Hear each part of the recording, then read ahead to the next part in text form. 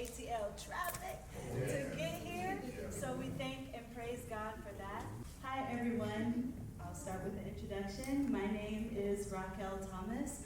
I am an author in the Phenomenal Faith series. I am a contributor to the second anthology, Phenomenal Favor, here because I am chosen. And my chapter is chapter 1. It's titled Rockstar Lifestyle, I Will Make It. Which is like Gucci Mane reference. Shout out my homie Gucci. But when Tony called, or actually, let me say this, just to tell you the synchronicity of this moment. I went to see Andre 3000 on February 27th, and I was getting my life, taking a picture of the concert sign, and Tony came outside as well. And that's when she asked me to give the welcome for this experience. And I was like, oh my gosh, me? And so in my prayer and meditation for this moment, I was called to share the scripture of 2 Corinthians chapter 3, verse 17. Now the Lord is the Spirit, and where the Spirit of the Lord is, there is freedom. And I felt called to share that because we are mirrors of each other, and of course we are mirrors of God.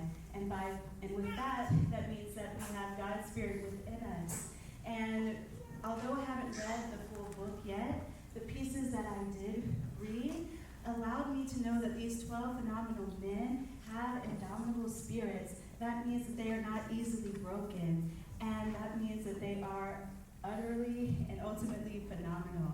And as you hear their stories and read their books, and maybe even get their autograph, I hope that you are inspired and you know that you too have freedom, not only in God, but also in your own spirit. So maybe something inspires you and helps you know that you do not have a spirit of fear, but rather a spirit of power, love, and self-discipline. And with that, you cannot be easily broken. So without further ado, let's give a round of applause for our 12 phenomenal men of faith.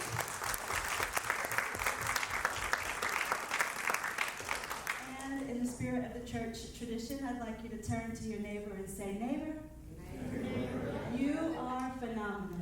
You are phenomenal. Okay, now I'll call upon a fellow author, a legend in the making, and she already is one, Jet Lemon.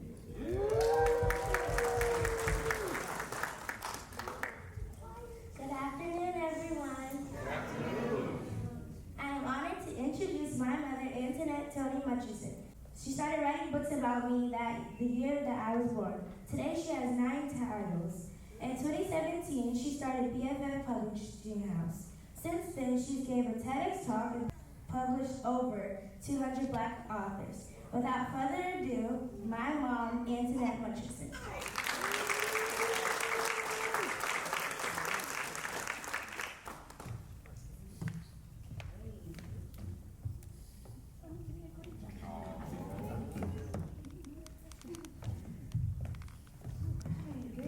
Good afternoon, everyone. How y'all feeling? Phenomenal. That's what I was looking for. How y'all feeling? Phenomenal. I love it. I love to hear it. We are so appreciative to have you all in the audience as we celebrate these 10 amazing, extraordinary gifts from God. You know, it's not a lot of spaces that offer just a place where men can fellowship, talk about God, talk about some of the things that they are faced with right now in this modern day. And I am so grateful that BFF Publishing House has served as that platform.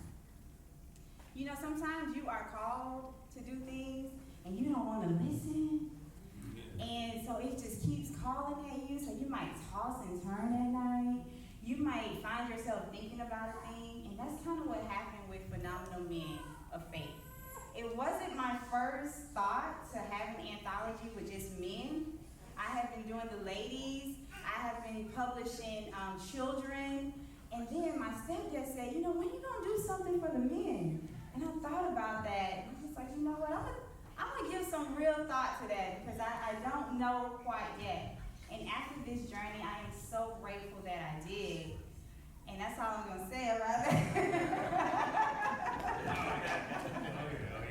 That's the inside joke.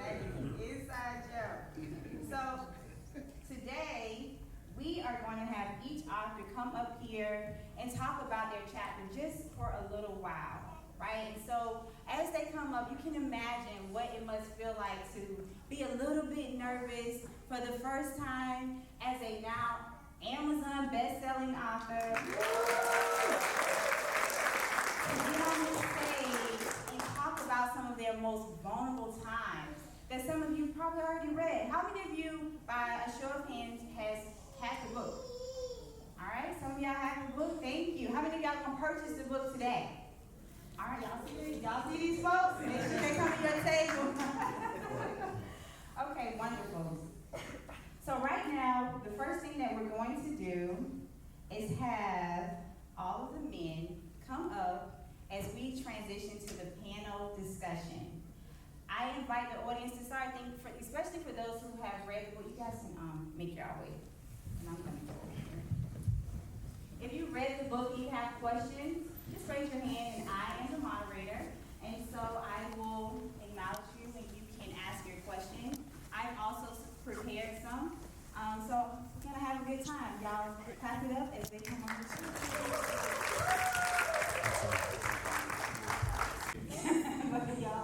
Y'all are so manly in y'all presence. Y'all just got me in the back. Okay.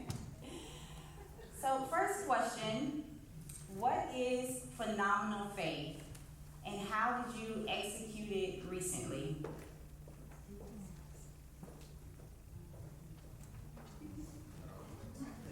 All right. Oh no, it's for anyone. Okay, well, first off, good afternoon. Sitting in this position, I know we are truly appreciative of all the faces that are here to support us. So thank you guys. Round of applause to you guys. Y'all getting our real round of applause because it's hot today. We got to find parking. So the question, what is phenomenal faith?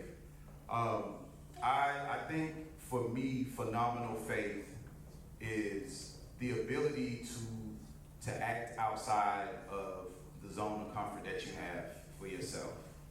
To act to act in spite of any doubt, any fear, any of the not knowing. Because a lot of the time, from day to day, we don't know how situations are going to play out in our lives. We don't know if we're going to be successful, even for small things. And phenomenal faith is doing and acting as if it is going to be okay. And it's a power in that. So for me, and how I executed that or how I did that recently, I can even talk about this book and doing my chapter. For those who haven't written anything or author, it's very, very, it makes you transparent. It makes you very vulnerable, right? So all of these thoughts, all these feelings that we hold in ourselves, that we hold in our minds, and we just sit them in there, and we don't share them with ourselves, and let alone let them ever come out to anybody else.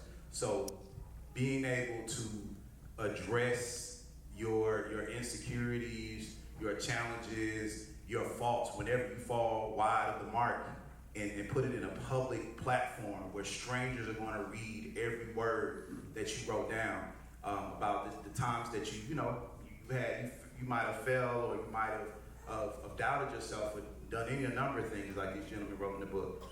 It takes a phenomenal amount of faith to know that this is bigger than me, and by me going forward and answering the call, it's just going to continue to bless others, people we may never see. So that's.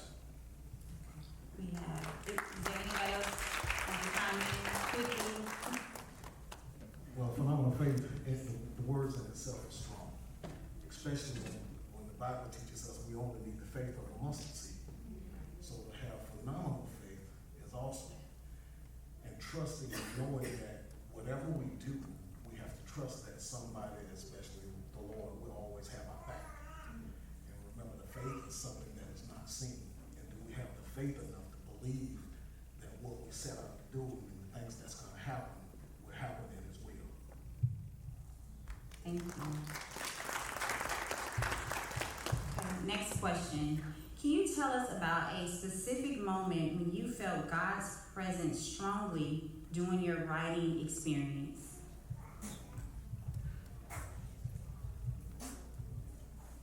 To elaborate, think about some of the times perhaps were writing and you were thinking about some of the trials and tribulations you've been through, some traumas you had to revisit. Yes, my name is Jerome Adkins. I have those almost every day, to be honest with you. But for me, it was very tough writing. I'd said something to Ann about my family in my chapter. And I have an old school mama. She's, 82, and she's probably gonna beat me up because I said her age. But she always, when I was younger, used to always say, in the name of Jesus, this and this and that. I'm like, why is she always saying this stuff? And it took some number of years to recollect how many times that prayer that she had put over the family really made a real difference in my life. And so when I was writing, that hit me, and I realized that, it wasn't the fact that I was this, well-to-do person in my mind, because you get arrogant and your feelings get in the way of your success. But it's the humbleness and realize that the Lord has always had your back when you didn't even think about God. And so while I was writing, it really hit me. I was very emotional when I finished, and I thought about all the people when I was young that helped me through my way. And I actually have reached out to them and I put a few of the names in the book just to thank them for the gratitude that they had provided for me. So very, very intense time while I was writing.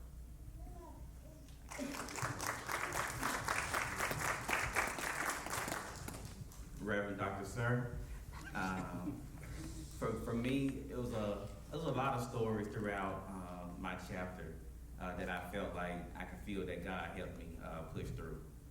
Because most of my chapter, based off of what I had went through before God came in and changed me and made me a better man, a lot of it my mom and my family didn't even know.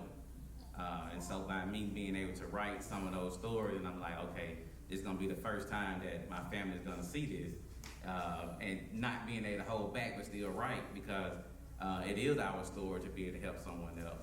And so by me thinking that way, and by God putting it in my heart that continue to write and let it out, because it's gonna be able to help somebody else. And so just with that thought alone, it made me continue to write. And also just being able to consult and talk with my mom about some of the parts that I was gonna put in there, trying to kind of give a little hint already to kind of like be prepared. And so those conversations was tough, but at the same time with God and knowing what our mission is, it helped me to go ahead and still be able to keep on writing and pushing through it and putting my story out there. Anyone else want to contribute to that question? Yeah, I'll be quick. Corey Hackett, chapter 8. So I had a couple of intense moments during my chapter, and I felt a spirit kind of come over me to kind of tell me that it's not about me, and it's about my journey of faith. And with being in a group with these fellas, man, they kind of seeing their stories and kind of having access to that kind of motivated me to share mine. And I felt like me sharing my story for people who are on their faith walk and their journey, even if they meet me, hopefully they'll see a piece of God and they'll see a piece of faith. And that's it. Was that everybody? Any questions from the audience? Yes, in the back. Good afternoon. I have two questions. Well, one and two. Can we introduce the panel so we know who everybody is in their chapter? That's one question. Okay. And my other question is for the panelists, after you've written your chapter, what's maybe the one thing of I should have put this in my chapter that you may have left out? Just kind of a fun fact in the back of your mind, like, dang, I should have put that in the chapter. That's my question. Great question.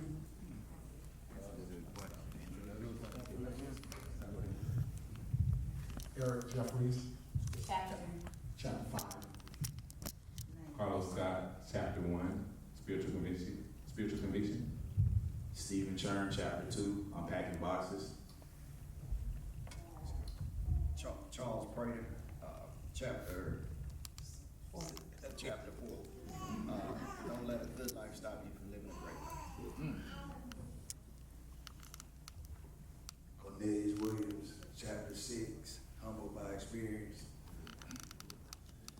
Jefferies, chapter 7, spiritual tank. Hackett, chapter 8, unveiling faith, lessons from the journey. Rudy Simpson, chapter 9, proof is in the progress. Jerome Adkins, chapter 10, faith without ceasing. Reverend Dr. Sir, chapter 4, family matters. And my title was Standing Tall by the Grace of God. The second part of her question, was there anything that you regret not putting in your chapter? Is that correct? Okay. And why? Yeah, when I looked at my chapter, I realized that I didn't put something that has impacted my life. That was the passing of my father in 2021.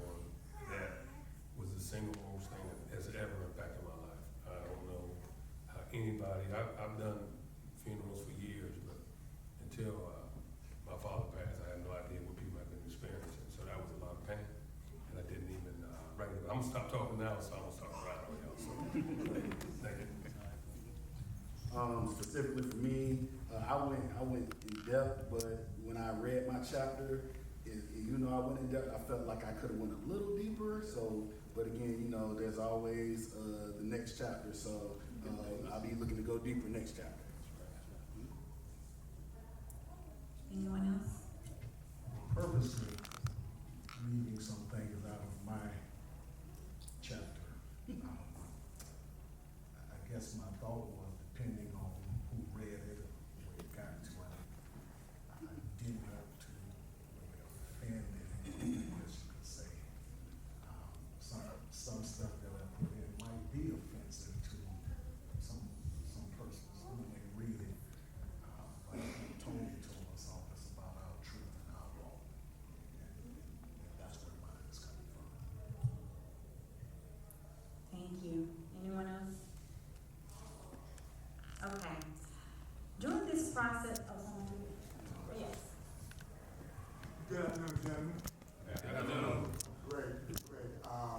And our apologies for coming in really late. You might already answer this question, but I'm going to ask it anyway.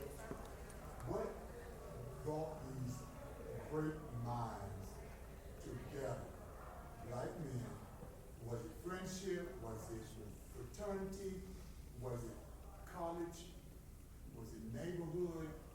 What gave you guys that inspiration to get together to bring this book forward? So it's a very short answer and a very short individual that helped us get this right. But all of this is a production and a brainchild of none other than Antoinette Mutchison. She's had a vision for years for the women's series, her third in the Phenomenal Faith series. And, I think it was God, along with Pops here, that planted that seed in her, but it was definitely God that nurtured it, and it was literally her, and sometimes, encouraging us, pushing us, and even pulling us, and some other hazy type of activities that also occurred to get us to this point, but it really was her doing, and she was the fabric that held us all together. That's why we want to do it. Thank you, Carlos Scott, for that very interesting answer. So the next question is, during this 12-week process, we did, and I'm going to introduce myself again for those that came in. I am Toni Mutchison, and I am the founder of BFF Publishing House, and I am here interviewing this panel of 10 men and phenomenal men of faith. During the time in which they did the writing, we would meet every week for 12 weeks, right? And I was basically their book coach. And during these type of projects, I know how challenging it could be to have to kind of go inward, right? And do some self-work and address some traumas. And so it was very important for me, as someone who does not have that skill set, to have a professional come on board to help manage those emotions. And I thank God for Dr. Sir, because he's a reverend. He wears many hats, a reverend and a therapist. And so I want to ask the panel, has there been times that you have utilized therapy, and what have been the benefits? Because there's some other narratives in the Black community So right now, I just want to talk about you all and your experiences with any type of mental health support. I can go first, sure. But yes, and I spoke about it briefly in my book. I have anxieties, working through anxiety, working with my therapist, several therapists. Don't feel bad for it. It's always good to have more than one. But yes, speaking with my therapist about anxiety and about how to cope with it and the different tactics that you can use to kind of bring yourself down. It worked very well. It helped me get rid of the social anxiety or get rid of just the public anxiety that I may have and whatnot. So that's kind of something that I openly talk about with anxiety because, I think a lot of people deal with it. They just don't identify what it really is, so they just kind of work with it and think that, I just feel a little funny, but whatever. But yeah, so like I said, that was my thing, working with dealing with mental illness. I also want to say that during the course of the 12 weeks, we had a space after the book coaching session for the guys to just meet. Tony would step out and it would just be us. And we brought into different topics. And for me, that was like a form of therapy. It kind of opened me up to and then we had a professional Dr. Sir down there, Reverend Dr. Sir. You gotta say the whole thing, but we had a professional, and even amongst ourselves, just talking it out, created a space for us to start that process of, just unloading and seeing different perspectives. So it basically taught me that yes, you should definitely seek a professional, but intentionally finding or creating a space with people that, with peers that, you can respect their opinion, is another option as well to kind of help you process the challenges that you deal with. And just briefly, I think I might be closer to the senior of this group. And I'm a little bit old school, and we were always taught that, men, we're gonna hold this thing in, you deal with it, you handle it, and you move on. But what this has taught me is that you can't move on from some things. And the mental health and stress is real. And I think the sooner that we deal with it and face it, the better off we'll be. I've held on to some things for a very long time. We'll talk about it, just won't talk about it. Even after being encouraged, you need to talk to somebody. But I never would. That's not the era I grew up in. But these guys and being on the line with them, it was a form of therapy all in itself. Being able to talk to some of the fellow brothers and knowing that you're not going to be criticized, you're going to be helped, and you're going to get good advice from them. So this was more of a therapy thing for writing this for me than anything, because of the help from these guys, getting that story out and just talking about it. So. I just want to add a couple of things to that. When it comes to mental health, a lot of people feel like you're weak or you're crazy or something is wrong. But when you seek therapy, that's showing that you actually love yourself. That's showing that you care enough about yourself to go get help in the areas that you feel like you need help with.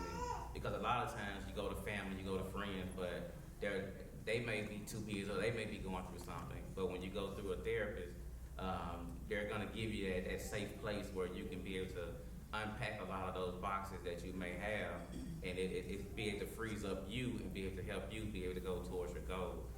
So never think that you're weak by seeking therapy or something that's wrong, but know that it's something that's right, that you was able to go seek that therapist, and it takes strength and courage to be able to do so. So if anyone just feel like they need therapy, don't let something or a negative thought hold you back from being able to get the help that you need. Thank you. I'll be short. So raise your hand if you ever heard the quote, time to heal, with time to hit. And I think throughout my journey, throughout my experience with therapy and just like anything that was healing, I learned that time does not heal it, right? Taking action does. So what I've experienced is that sometimes I'll let it subside, I'll run away from it, and then when I come back to it, it's almost like, whether it's 10 years, 15 years, it's almost like I was right back at that point again. So the big takeaway I want you guys to get from this is that take action. Taking action will help you heal. Because time, again, it ain't gonna heal it. You know what I mean? You'll get stuck in that cycle. And I think therapy, community, and then really you just releasing that will make you a better and stronger person. Yes, got one quick one. So, you know, the Bible says, you know, the multitude of counsel there's wisdom, right? And if you got somebody that always says they can do it by themselves, you really need to reach out to them because that's not possible. It's just not. In upbringing or whatever. But one of the things that always concerns me a lot is young African American boys. They get the least counsel. A lot of people want to hear this, but when a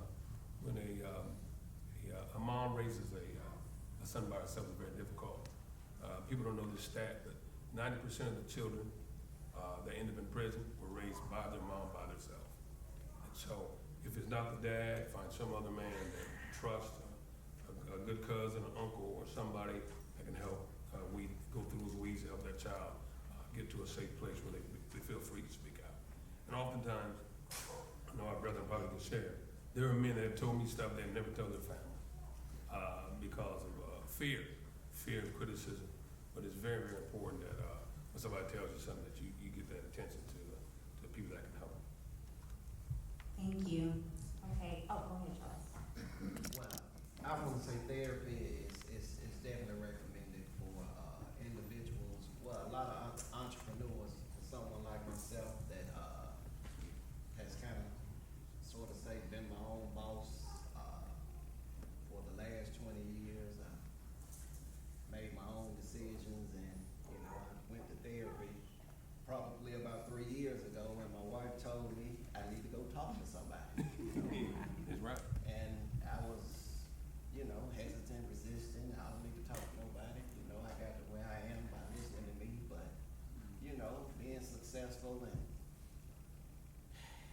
not being successful, you know, you start looking in the mirror and thinking, you know, people around you start noticing changes and differences. So, you know, my lifestyle has been a roller coaster, gambling and, you know, just even with a opiate addiction that I started from just taking a pill for my buddy to, man, what's wrong? Take this pill and it make you feel better. Next thing you know, I couldn't make a decision without taking this pill, you know, so, you know, and it consumed my life, my behaviors and moods in my household to when I actually talked to a therapist and, you know, they made me realize what's important to me and my family values and how my decision making would be affecting my family. And Pamela's walking in right now. Thank you. Thank you so much. In the interest of time, we only have time for one last question before we get into the speeches. And so the last question I have, and I know you guys have so many questions, but you will have time to meet and mingle with the authors following this program. For the authors, what message or messages do you hope readers will take away from your story, your chapter in Phenomenal Men of Faith?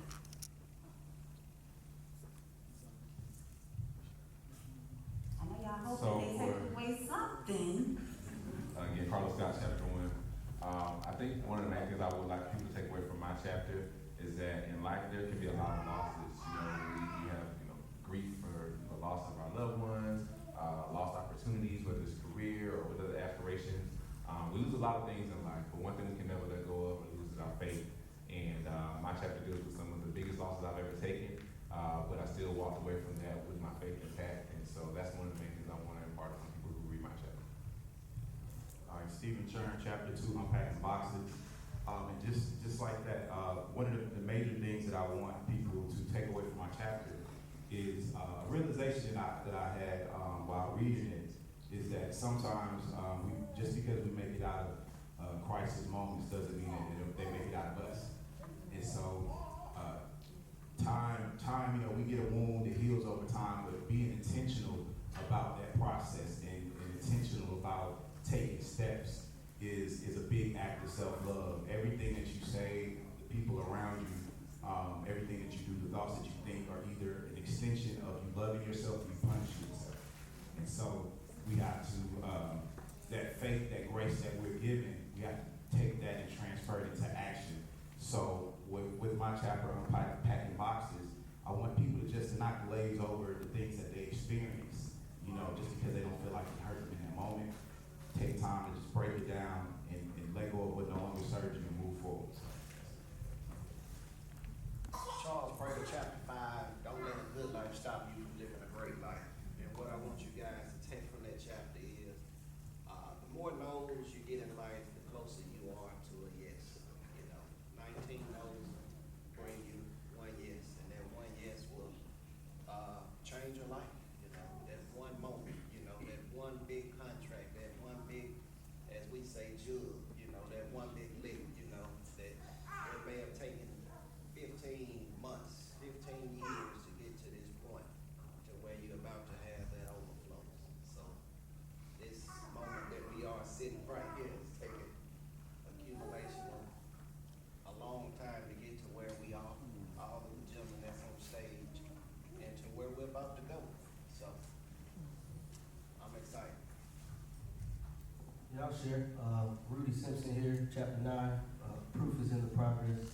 For those that are blessed to have the opportunity to read my chapter, it's really about what the title is. Proof is in the progress. You all know the word says, trust in the Lord and lean not to your own understanding, and all your ways acknowledge Him. So I really want readers to just really acknowledge where God has brought you, understand that God has always been with you, and that He's going to always be with you. And no matter what's going on around you, no matter who you may be comparing yourself, just understand that God has everyone in their own time zone. When you look at the West Coast, or look at the other countries on the eastern part of the globe, everyone's operating in their own time zone. But where God brought them is different from where He's going to bring you. So when you look at your day-to-day, how God is blessing you with the decisions that you're making, honor that. You know, don't always count your blessings, more so take care of your blessings. And understand that if you're able to think a certain way, make a decision, you're blessed to be able to do so, because there are people who aren't able to do such things that we're able to do. So with my chapter, I kind of go into my day-to-day journey of how I've been able to get to where I am today. I'm probably the youngest one up here on the stage, but through trial and tribulation, God has been with me, and I just pray that my progress is that proof. Thank you. Hackett, chapter 8, Unveiling Faith, Lessons from the Journey.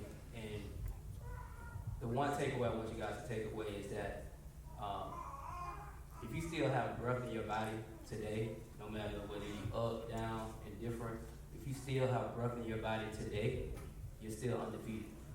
So hold that close to you. You know, whatever you may be going through, whatever family member may be going through, I think that, you know, if they're still here, if they're still fighting, they're still pushing, as long as they have that breath in their body, you're still undefeated. Thank you. I think we have time for just one more. Did everyone get to? Okay. Go ahead. Just real quick. So, you know, God is awesome. You know, you go from faith to faith, and you can't buy faith. It's given to you, and that's what's so powerful about the Lord.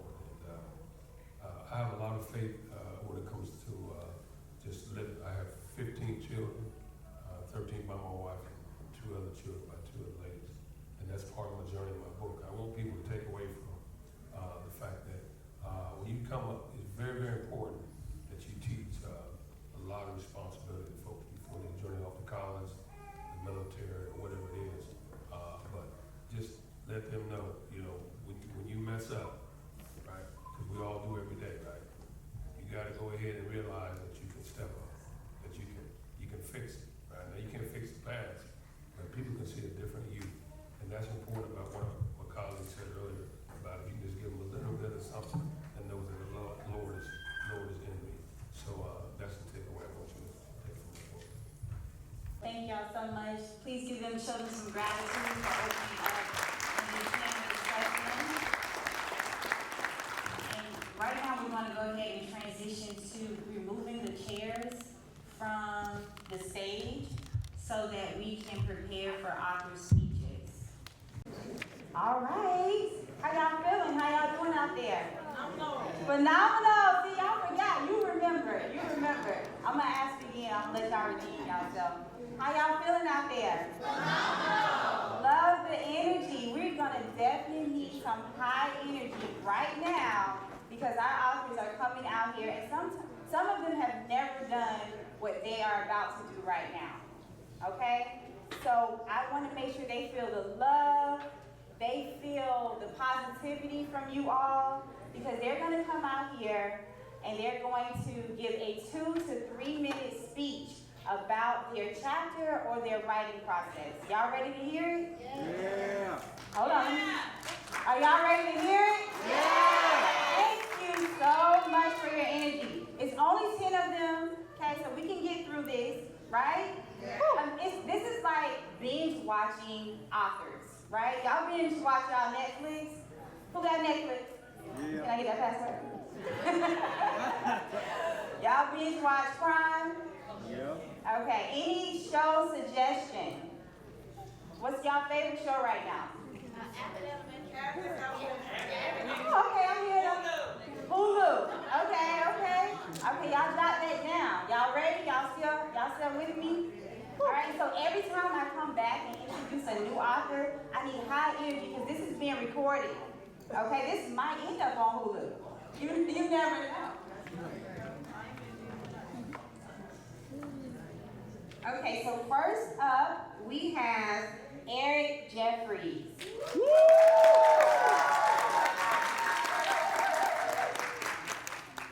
Good afternoon, everyone. Good afternoon. Man, this part came along faster than I would have thought. but thank God that we've been able to finish this process. I want to thank God for the journey. I want to thank God for our publisher who has put up with us, and has coached us, and has followed us, and make sure that we do what we need to do to make this thing a success. I also want to thank God for the brothers that I had an opportunity to meet and go through this journey with, because I think with them we'll share a bond that will last a lifetime. Again, I'm Eric Jefferies, small town country boy, graduate of Bethune-Cookman, and my book, chapter 5, Standing Tall. My chapter deals with a lot of loss. And the one thing that I think and hope everyone gets out of reading it is that, as our mothers and grandmothers always said, live long enough. Some things will happen. Every day it won't be sunny, and you will experience some things. But you gotta learn how to dust it off, get up, stand strong, and push through and keep going. And that's what I hope you get out of my book. There are some things that I put in the book that I just would never talk about. I did it in a manner, chronological manner, to follow a timeline. But towards the end, I kind of got away from that. And I did that deliberately because it's the things that happened to me later in life that impacted me the most. And it doesn't have to always be about family. It can just be about that special person or that someone that you had the pleasure to know that impacted your life in a way that it just hurt you. And I dealt with that and some of the other things for a long time. Again, I said earlier that my wife always said you need to talk with someone, talk with somebody, get it off your chest. I never would. I didn't want to. Didn't want to bring it up. And I think throughout this process, I think one of the weeks Tony had a counselor on the line with us. And I think as I was writing this, and I felt some kind of way. It all kind of resurfaced again. And I think for me, luckily, I do some of this stuff late at night when my wife is asleep and I don't have to sit there and she see tears in my eyes because I think about it, relive some of these things. But it kind of helps. And these guys helped me to get through this process. Because if not, I probably would have never talked about it. I would have never put it in print. I would have never done any of those things, you know, but because of them, what they have allowed me, and Tony has allowed me to do in the way that we've done it, that I'm appreciative. And I thank God for them allowing me to do so. Thank you. Thank you. Give it up for my pops. Give it up for my stepdad. Thank you so much. All right. Next up, y'all gotta keep that energy up, because you know they're gonna chop this up. So every time somebody come up, you gotta sound like, oh my God, we've been waiting for this person. This might be hard to do because of this person. But no, this is my very best friend.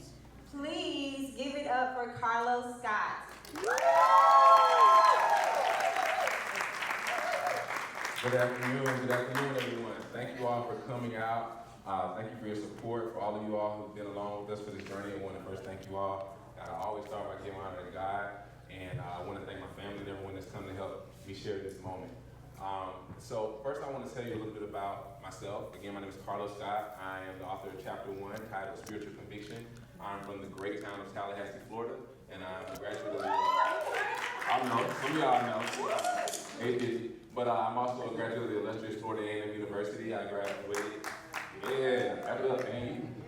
but I also got my master's in business administration and have been in Atlanta for about 15 years now, working in the finance industry right now. The process to getting me to the point where I could get comfortable writing my chapter, it took a lot. There were a lot of voices in my head. Some were from, peers that told me that they had confidence in me and had gained inspiration from my story and wanted me to share it with others. Some were self-doubt and uneasiness and unreadiness, which was more so the voice of the devil at play, trying to talk me away from being a blessing to others. And then at the same time, I had the voice of God telling me that this story was ready and it was time for me to step forward and to step into my life with my story. The last voice, the smallest but the loudest voice, was the voice of Tony Mutchison, my best friend, basically forcing me to do this. So here I am, and I'm eternally grateful for this opportunity and for the honor of becoming a best-selling Amazon author. That's just still amazing to say. Yeah.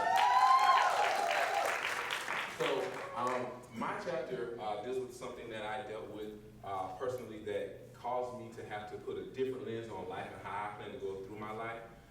When I was very, very young, my mom probably remembers, I wrote a speech and won a speech contest, a Tropicana speech contest, about a story about one being the loneliest number. Because I'm a single child, never had siblings, and I felt that, I could tell a good story about my forays as being an only child. Well, unfortunately, as I grew up, I found out there were some other numbers, and excuse me if I have to pull this up here, but there's some other ones that I found out about, and these ones are not so lonely. So I'll give you some statistics here. The incarceration rate of men, all men ages 18 and older, 1 in every 54. Hispanic men ages 18 and older, 1 in 36. Black men, this is key, ages 18 and older, 1 in 15. Black men ages 20 to 34, 1 in 9. White men ages 18 and older, 1 in 106. I'll let that last one marinate, you do with it what you will. So, as I came into contact with learning about the ones in life, I always said, I don't want to be one of those ones. I don't want to be that one statistic, that one person that meets the statistic and continues that, horrible legacy of our people being that one. And unfortunately, God in my life had some things to show me that I wasn't prepared for, that sent me on a journey where I did become one of those ones. But in the process of doing that, there was a lot of things that God revealed to me and challenged me. And since that process, being on the other side of it, I've now come to see that everything that you think is meant for you in life is not always meant for you, and everything that happens to you is not always happening to you, but sometimes it's happening for you. And so when I was able to come from my situation, pick myself up, and start anew, I found myself in a position where I once thought that everything was a certainty. You go to school, you graduate, it's a surefire thing, you'll get the job of your dreams. But now, with the extra burden on my life, I had to take the extra step and be the extra initiative that other people might not have thought to put forth. And so that whole experience led me to a space where I felt like I was now able to achieve many, many great things just because of the things I had been through and the way that God pulled me through them while remaining intact with my faith. And so the one thing I'll say, without giving too much away from my chapter, is that a lot of things can happen to you in life. Some of your closest friends, some of your closest families may lose faith in you, may lose faith in your past, and may not see a future for you. But it's very important that you keep it upon yourself that you never let your faith waver, and that you continue to hold tight to your faith, because in your darkest hours, when there's no one there with you, you can always turn to God. And I spent many a nights studying, reading the Word of God, reading the Word of other scriptures and other texts, just to find myself not so lonely at the end. So, although, like I said, I wouldn't wish my journey on any other man, I'm glad that it happened to me so that I can now shed my light and hopefully steer others from the darkness that life can hold for you all. So I hope you enjoy my chapter again in Spiritual Conviction, chapter 1, and thank you all again for coming out.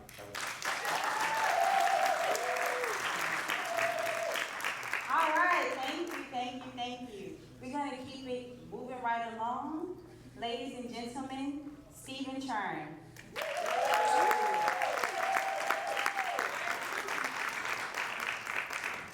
Good afternoon, everybody. All right, I want you to do this with me right quick. Say, unpack my boxes. Say, unpack my boxes. That sounds good. You said it, so you got to do it now. So, my name is Stephen Churn. I am chapter 2, Unpacking Boxes. Went to the great, unsinkable Albany State University. Absolutely. So, keeping it in 3 minutes. The core of my chapter comes from something that happened while I was giving a speech, right? So, if you don't know most of you don't know my background. My parents, my mother specifically, worked in DFACs and group homes. So I grew up running around emergency shelters. I saw the importance of family early, and having those connections and those people in your people in life, even in the midst of difficult circumstances. And so I grew up thinking that, my purpose was to help, to be a helpmate in the community and amongst other people. And so growing up and getting into group homes and emergency shelters and working with the youth and having all these experiences, I felt like I was living my purpose. But like I said earlier, we learned that sometimes just because you help somebody through or you make it through a crisis situation doesn't mean that it makes it out of you, right? And so life is messy as we go. We face experiences, we face challenges, and as men, and you'll see it in the book, all these men, we are so focused on our roles, father, husband, protector, all these provider, all these different roles, and we show up for others, but who we show up for ourselves, right? And so going through anything and feeling that you're okay until having that blanket of I'm all right until it doesn't work, right? So in my story, I deal with loss, I deal with managing mental health, I deal with just overcoming burdens and the things that we need to do so we can be the best version of ourselves and pursue the purpose that God has for us. He gives us lessons and he gives us victories, but we have to take forward and go for it. And the statement I use in my story is, you can't be the person you used to be and the person you want to be at the same time. You have to pick one. And you pick one with what you intentionally do. One last quote and I'm set out here. You don't drown by falling in water, you drown by staying in it.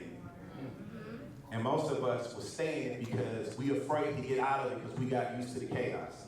We got used to the loss, we got used to the hurt. So I want you guys to unpack your boxes, read my chapter 2, Stephen Churn, and thank you guys for attending.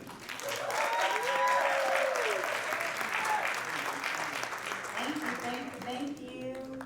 Right now, please give it up for Reverend Dr. Sir Pegues. I'm going to try to go ahead and jump straight to the story if I can make sure I stay within that 3 minutes. My story, Family Matters. I chose that title because I looked throughout my life and I saw how God had come through to be able to help me. And each stage of my life, I saw how my family impacted my life. No matter if it was negative or positive, family have a major influence on your life. And so when I first started out my journey, which was like around 4 or 7, my life was, I had to go from different houses, from uncles and aunts. And so that created a lot of anger within me.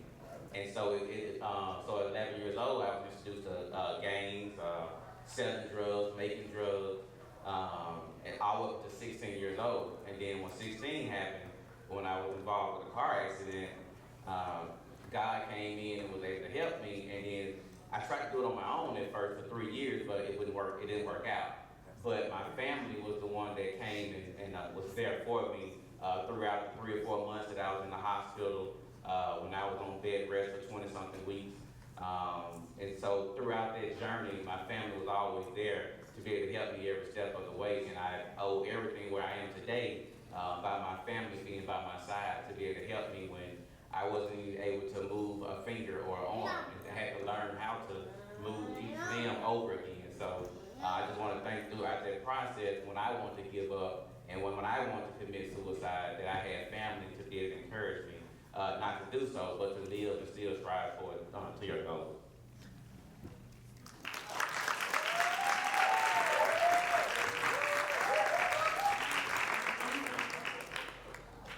How y'all doing? Y'all gotta. How y'all doing? Wonderful. All right, give it up for Charles Prater.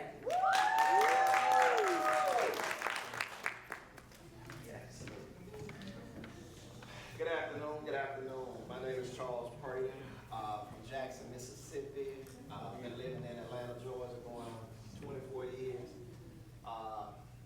Graduate of Clark Atlanta University.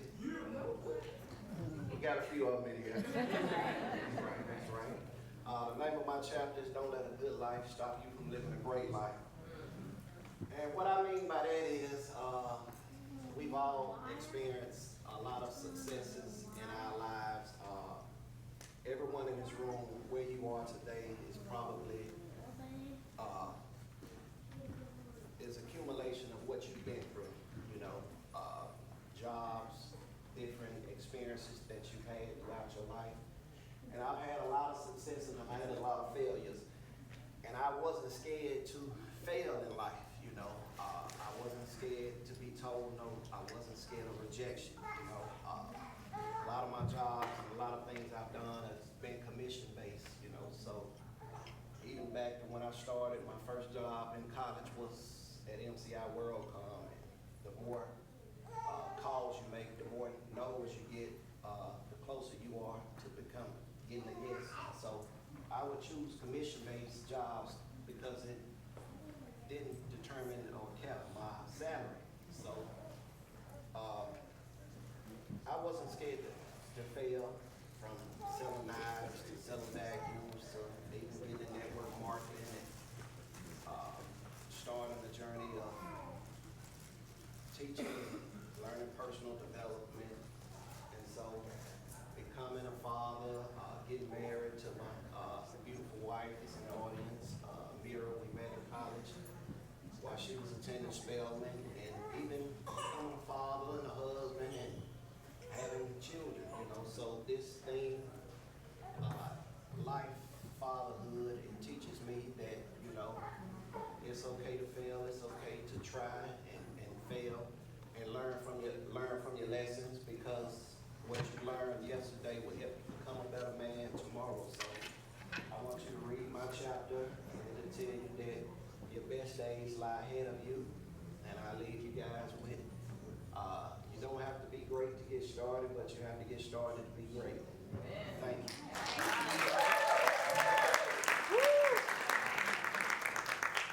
All right, so we are, I don't know who's counting, but we are halfway there. All right, thank y'all for sticking with us. Next up, we have Cornelius Williams. How y'all doing? I'm Cornelius Williams. For those, most people know me by Mello. I'm a man of few words, so I'm gonna keep it short. My chapter is titled Humble by Experience, chapter 6, and it just speaks on faith, growing up with a militant father, parenting, trust issues, my entrepreneur endeavors. And I just encourage people to stay, just stay faithful, keep a relationship with God, stay prayed up, I already feel like this life is already written out. Psalms 139:16 says all the days ordained for us were written in his book before one of them came to be. I think it's just on a wrong but righteous path. So I just try to say righteous, treat people how they want to be treated, how I want to be treated, stay humble. And I appreciate the opportunity. I stepped out my comfort zone, got it accomplished. Thank God. Thank my lady Lexi. And I'm glad to be a part of this.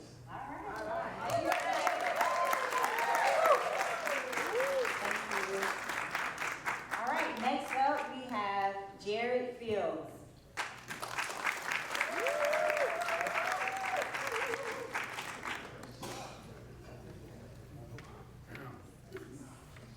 Good afternoon.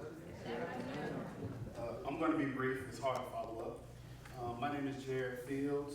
I have Chapter 7, Spiritual Titan. I'm from South Florida, a black city called Riviera Beach.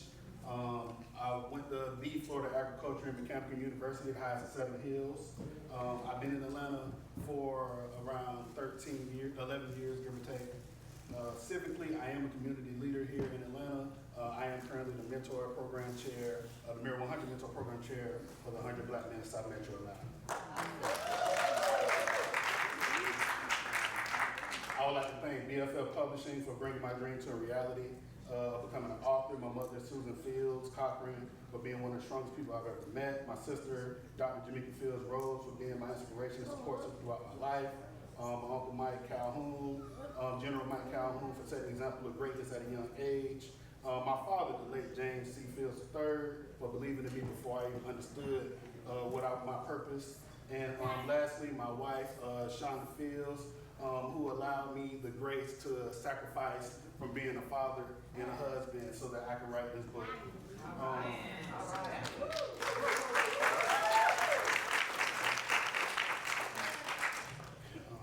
A snippet of my book, again, my chapter is Chapter 7, Spiritual Titan. I chose that title because I would like to describe the strength that I had to become to persevere the trials and tribulations, including anxiety, amongst other things, as well as what me and my sister described as the scene of the crime, of losing my father at a young age in 1996. Phenomenal faith is when you believe in something so much that you have no clue how it's going to happen, but all you know that God is going to make it happen. As I was going through a dark time in my life, my pastor, Dr. E. Dewey Smith, said in Bible study that your journey is not for you, it's to tell to everybody else, because ministers are everywhere, not just in the pulpit. So this book allowed me to minister to anonymous souls, whoever purchased the book, to let them know that they traveled a similar path, that they will also make it. Fear is fake, don't believe in it. There are people who are less talented, who do stuff, and all they had was a little bit more courage. So do not feel discouraged to do anything that you ever want to do. Always truly believe. Again, thank you all for coming out, and I hope you're able to take something away from our book. All right. Wow, great job. They come with that fire. Next up, we have Corey Hackett.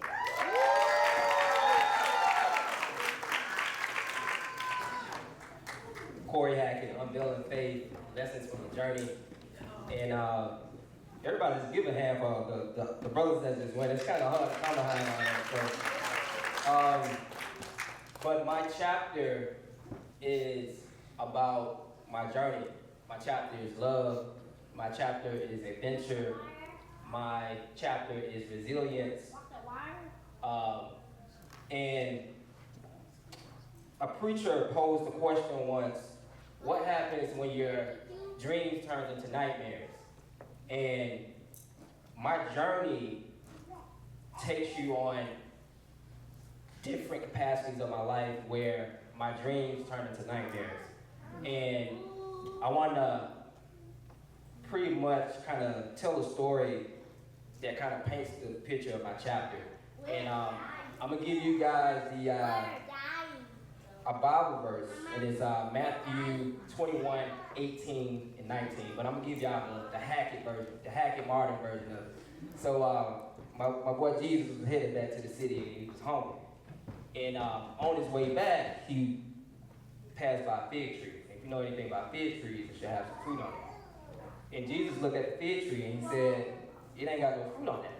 So he spoke to the fig tree and he told the fig tree, since you're not bearing fruit, you'll never bear fruit again. So my story is about bearing fruit. A lot of us are living, a lot of us are here and alive, but we're dead on the inside. And God, the universe, wants us to bear fruit, right? We're here to bear fruit. So my story is about having another chance to bear fruit. And I know I'm still here because I have to produce. And I want you guys to really just dive into my chapter, all the other brothers' chapters. And again, I want you guys to know if you still got breath in your body, you're still undefeated, and you can still bear fruit. My name is Corey Hackett, and I believe when you look and feel good, you do good. Peace.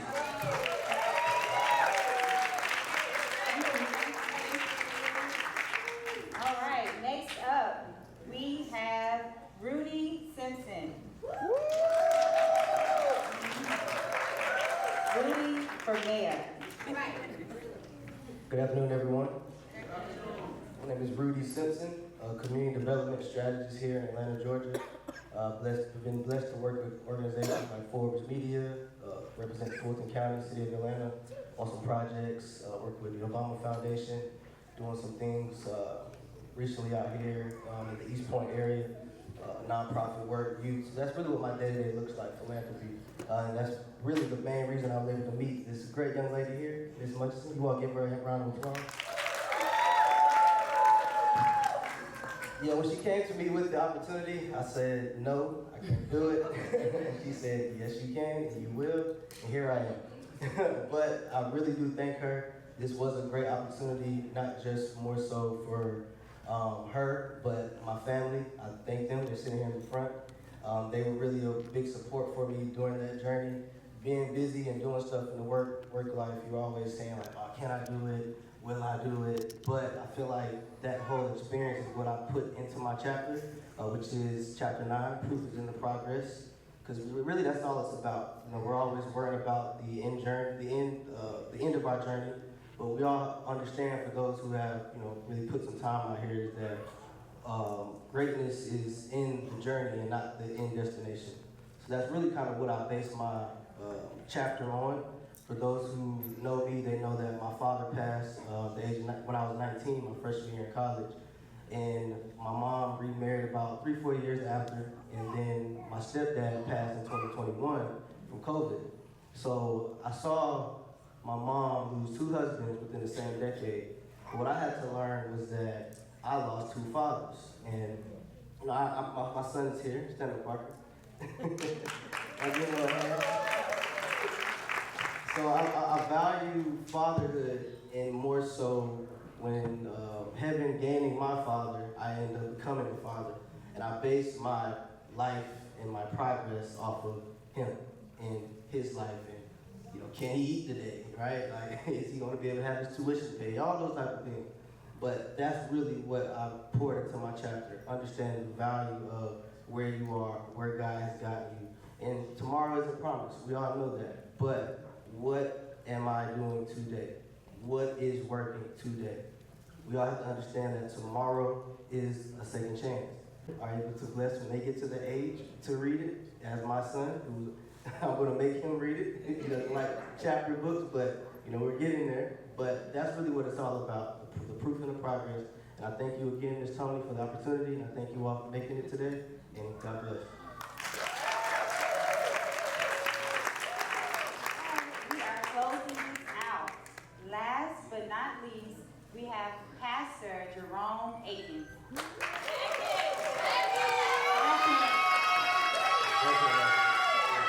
How y'all doing? I had to write mine down on the preacher. I can be here for a couple hours. So, one is I know I'm gonna sell 15 books today. My kids are here, so I'm gonna be good to go. Real quick, I'm gonna give you some things that God has done for me in my life. Okay, it's very humbling. So I'm a retired military officer. I graduated from Indiana University. Of course, a proud member of the Kappa Alpha Psi. I got a couple of Sigmas on the team with us, but he'll be all right. Just finished my master's education a week after I wrote my chapter. It was painful. Trying to do both. A proudly work for 3 Fortune 5 companies. Father of 15 kids. Of course, my great celebration, what my background is, husband 31 years, my wife back there. I'll raise your hand, there you go. And been pastoring for a number of years. My sister and her husband is here, my nephew and a few of my kids. Also, I want to let you know, all of those things, there's no way that would have been possible without God. I'm telling y'all, that from where I came from and having the ability to do some of the things I've done in my life, I am just overwhelmed with joy. Sometimes people think you're arrogant. When you work for God, you should be walking around feeling a little better than if you didn't work for Him. If you're working for the enemy, it's going to be a different experience. I get a witness to that. I want to just share just a couple things. I'll be short, but some of these guys would like a few minutes less, so I got some of their time. No.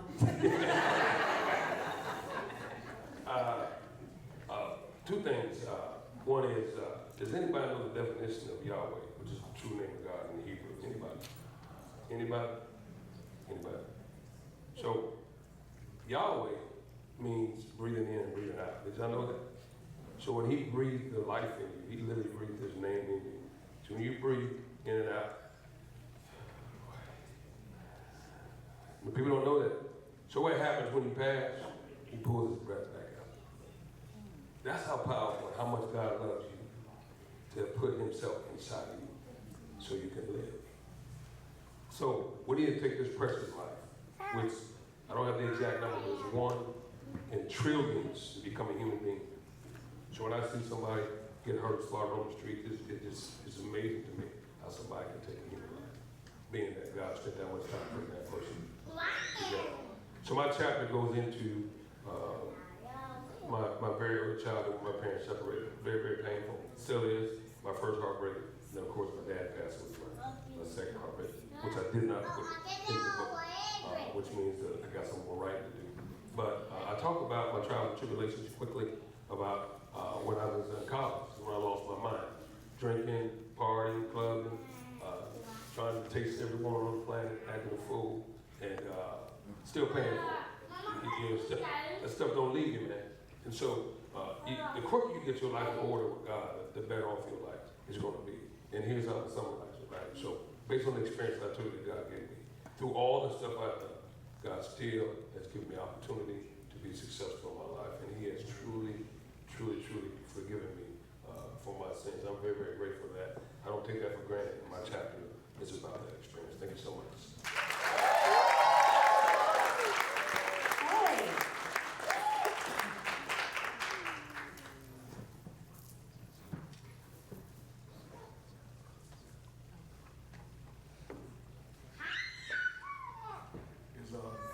Churn that we have a presentation. So can I get all the fellas out here?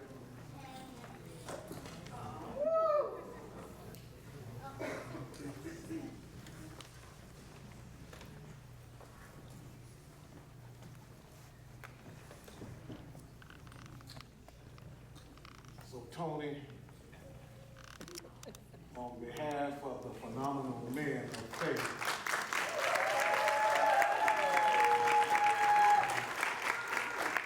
thank you for your hard work, for putting up with us, making us a #1 bestseller, just taking care of us. We appreciate everything. Yes, again, just to reiterate, for everything that you've done, for bringing the vision together, for pushing each and every one of us to be the version of ourselves confident enough to be bigger than ourselves and with the story. So thank you again. You guys, if you haven't, definitely go in the lobby, purchase the book. Yeah, exactly. That right there. Make sure you rate it and all of those. Thank you so much, Tony. Number one only. Thank y'all so much. This means so much to me. It's been a pleasure working with you all most of the time. Woo! You talk about Yahweh, you talk about breath. This is a breathtaking moment right here. I feel so honored to stand here in this space with my like this. So thank you all for filling those pages up with stories, Black stories, because Black authorship is under attack. Black authorship is under attack. You all can do something about it. You can purchase books, you can write books, you can support other authors, Black authors. So that's all I wanted to say. Thank y'all so much for this moment. Thank y'all for celebrating these authors. Thank y'all for letting me, guide them into this space right now so you can have your dads, cousins, brothers, husbands back. So we're going to take, if y'all want to take a picture, we're going to take a quick picture right here, and then you all will be able to purchase books, and we will close out. Oh, also, lastly, I do want to say that BFF Publishing House is sponsoring a library in Ghana, Africa. We need 1,000 books, along with our nonprofit Crystal Stair Group. We are hoping to get 1,000 books. So if you have any gently used books or new books or cash, please talk to me afterwards. Thank you all so much for your support. She's not here, but we have to give thanks to Rahel as well. She's our editor, and she has worked with us on this as well. So big shout out to her wherever she's at. Houston, Texas. Shout out to Rahel, BFF Publishing House editor. Thank you all so much. Stay Black, stay proud.